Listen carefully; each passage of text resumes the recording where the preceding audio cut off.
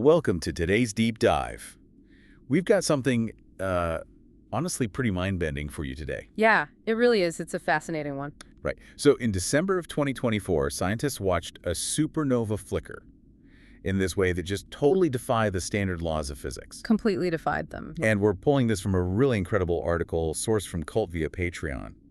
Our mission today is to explore how a piece of math, something Albert Einstein scribbled on a chalkboard literally 110 years ago, was the only thing that could actually decode that flicker.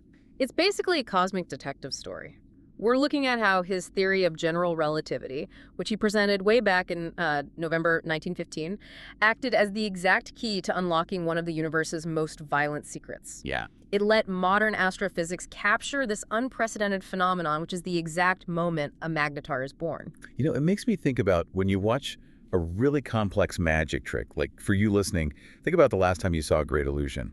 The most captivating part isn't the trick itself, right? Oh, absolutely not. It's the trying to figure it out. Exactly. It's that moment your brain starts desperately hunting for the hidden machinery. You know there's a system of mirrors or a trapdoor like a mechanism invisible to the naked eye that's making the impossible happen. Right. And today, we are finding the universe's hidden machinery.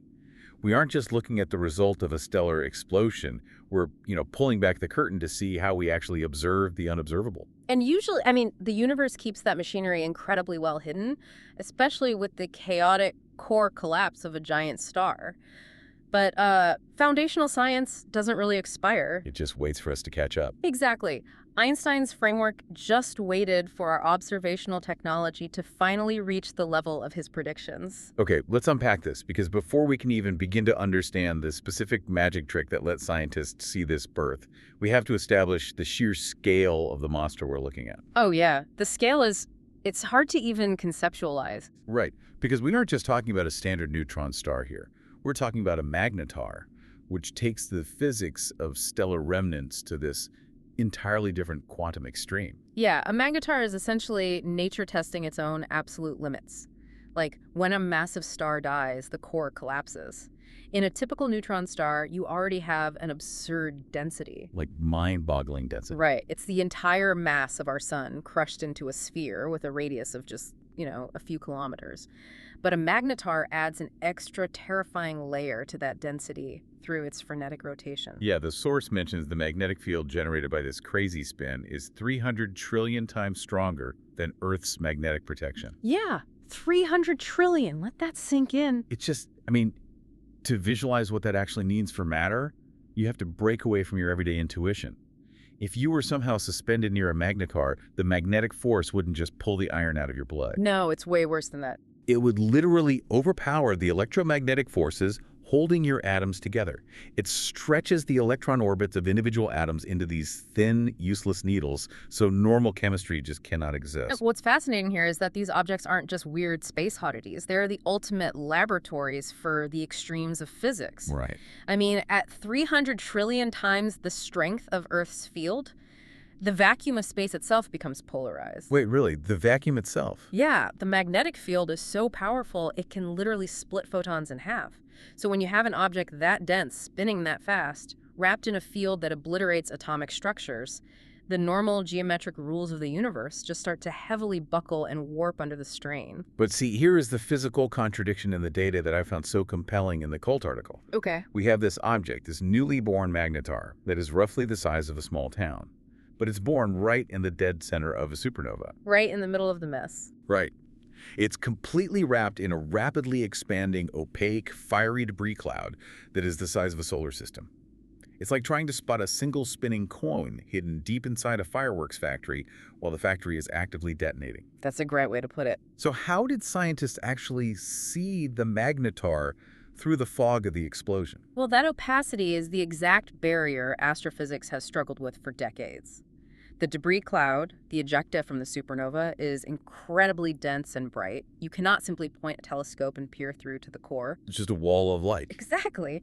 But the explosion of supernova SN 2024-5, which was detected in December 2024, offered a completely unique signature. Yeah, a team led by Joseph Farah, a researcher at the University of California, started analyzing the light curve of this specific explosion. And they didn't just glance at it once or twice.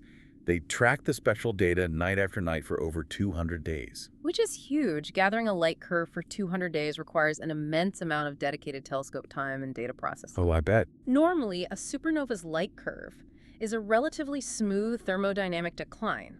The star explodes, the radioactive elements in the ejecta heat the expanding cloud, it gets incredibly bright, and then it gradually, smoothly fades away as the energy dissipates into the vacuum of space. Right. But SN 2024 AFAV refused to fade smoothly. No, it did not. The data showed rhythmic fluctuations in its brightness. The entire supernova was wobbling. Now, the source explicitly attributes this rhythmic wobble to the lens-throwing precession effect, which is Einstein's concept of space-time dragging. Yes, exactly. But wait, let me push back on this for a second, because I want to make sure the mechanics are crystal clear for you listening. Sure, go for it. If an object is just spinning really fast in space, and it's surrounded by a massive disk of fallback dust and gas, why do we need relativity to explain a wobble? Wouldn't spinning super dense object just physically push the surrounding gas away? Like, think about turning on a blender in a bowl of thick soup. Why? The blades spin. The physical force pushes the soup. Why do we need Einstein's complex idea of space-time dragging to explain a swirling cloud of gas? Well, the blender analogy is exactly the trap of traditional Newtonian thinking. Oh, really? Yeah. If space were just an empty static container and the magnetar was simply a spinning mass inside that container, then yes, it would just be physical friction and gravity pushing matter around. Okay, that makes sense. But Einstein's fundamental revelation in 1915 was that space is not an empty container. Space and time form a connected dynamic geometric grid. Right, the fabric of space-time itself. Exactly.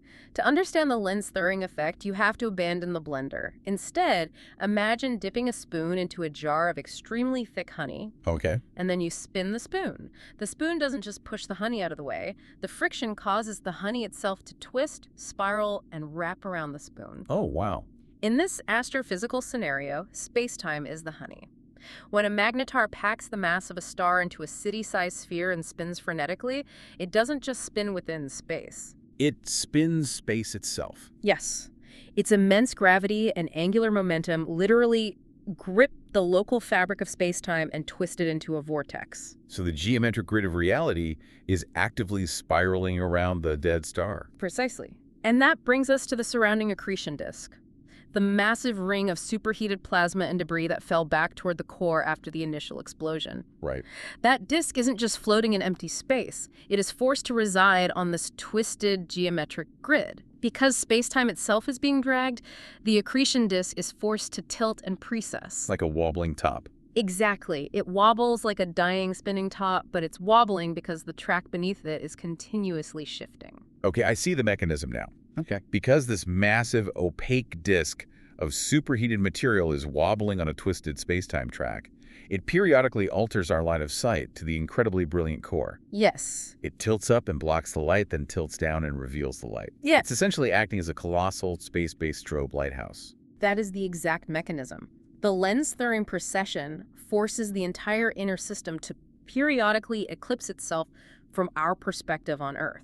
The light gets blocked, then surges, then gets blocked again. If we connect this to the bigger picture, Farah's team wasn't just watching clouds of hot gas bump into each other. They were literally watching the foundational fabric of reality being warped by a magnetar's internal magnetic engine. Yeah. And that warped geometry was acting like a signal flare. It really is one of the most elegant, indirect observations in modern astronomy.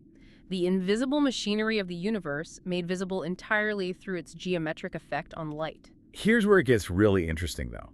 A strobe lighthouse made of twisting space-time is a beautiful theory. It is. But how do we know for absolutely sure that this isn't just a regular exploding star undergoing some mundane thermodynamic hiccup? Right, you have to prove it. Yeah, the source notes that the scientists detected 4 very distinct oscillations in the light curve, which they dubbed chirps. But they didn't just immediately declare victory for Einstein, did they? No, definitely not. In rigorous astrophysics, you have to prove the impossible by completely exhausting the mundane first. Makes sense. When Joseph Farah's team isolated those 4 chirps in the 200-day light curve, they subjected the data to intense hydrodynamic simulations. They tried to model the light curve using purely Newtonian physics. Meaning they tried to use standard gravity and gas pressure, ignoring the twisting of space-time entirely. Exactly. They asked the models, can normal physics, accounting for just the mass of the debris and standard gravitational pull, produce this specific rhythmic flickering? Yeah. And the models completely failed. Wow. Traditional physics couldn't maintain the rhythm. The simulated timings of the eclipses drifted and just fell apart. The standard equations simply couldn't explain the specific 12 to 14-day intervals between the chirps. But when they applied the mathematical framework of the lens-theory precession-like, when they factored in the honey-like twisting of space-time, the timings locked in perfectly. It was a flawless mathematical fit. Ruling out Newtonian physics wasn't just a, procedural step.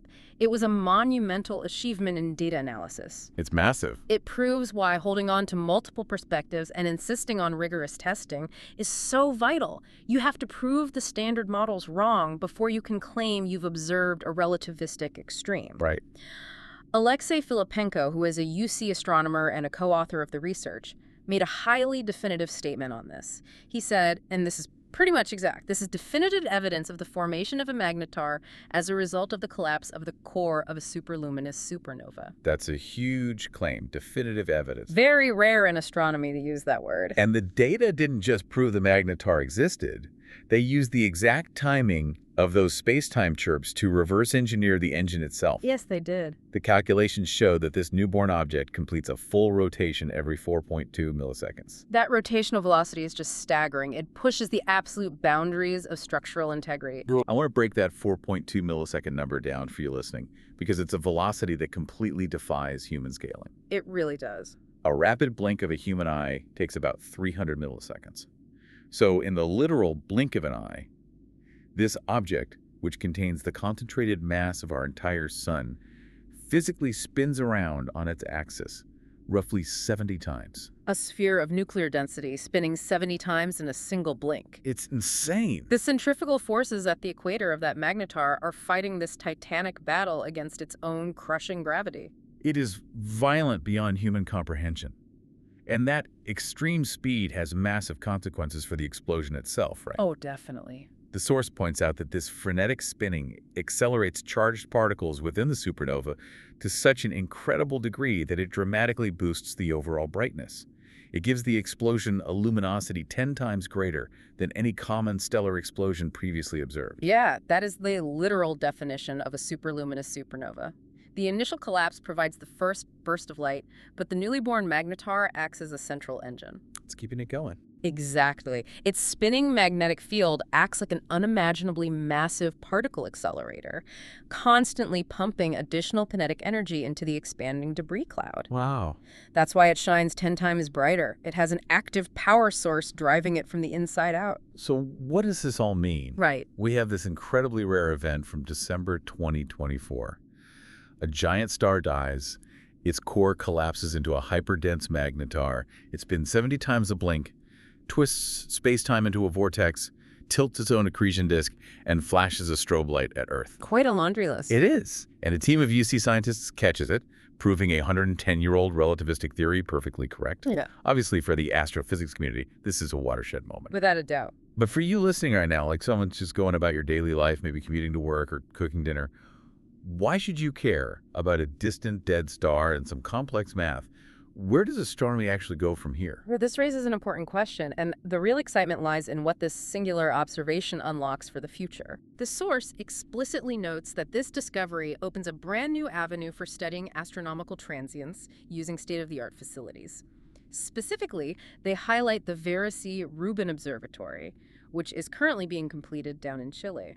Now, the Vera-C-Rubin Observatory isn't just a standard telescope that points at one tiny patch of sky, right? No, not at all. Its entire purpose is to capture wide-field transient events. That's the key right there. The Rubin Observatory is equipped with the largest digital camera ever constructed for astronomy.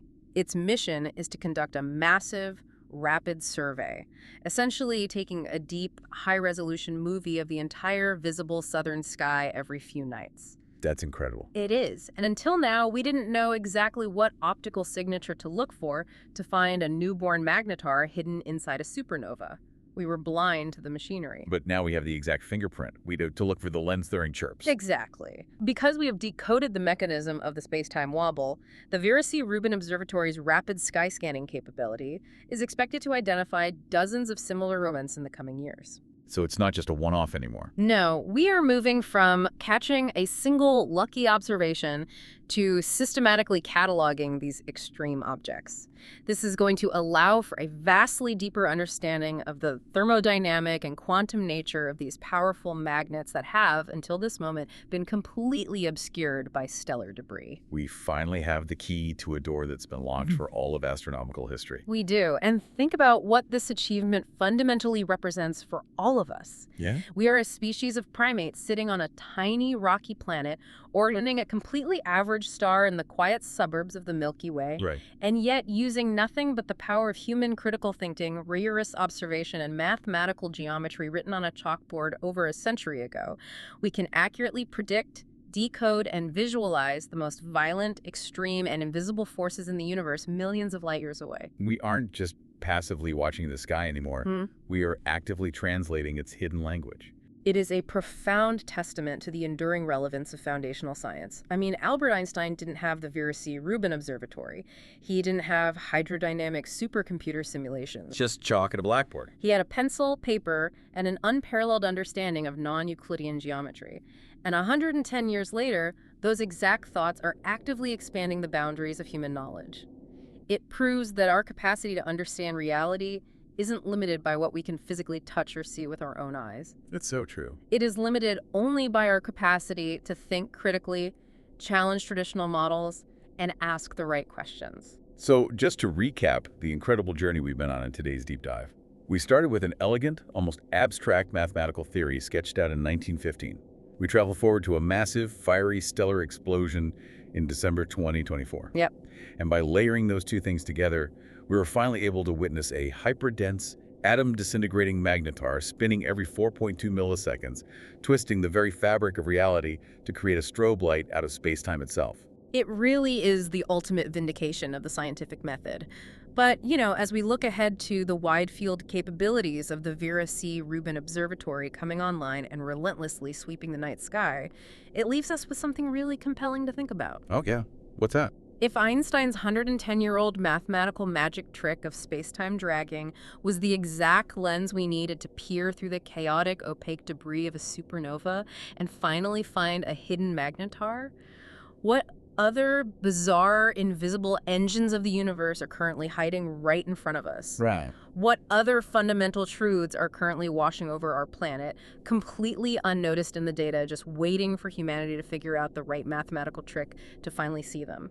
That is the perfect provocative thought to end on. The stage is set, the universe is constantly performing the tricks, and now we are finally building the right analytical tools to spot the hidden machinery. Thank you so much for joining us on this deep dive. We'll see you next time.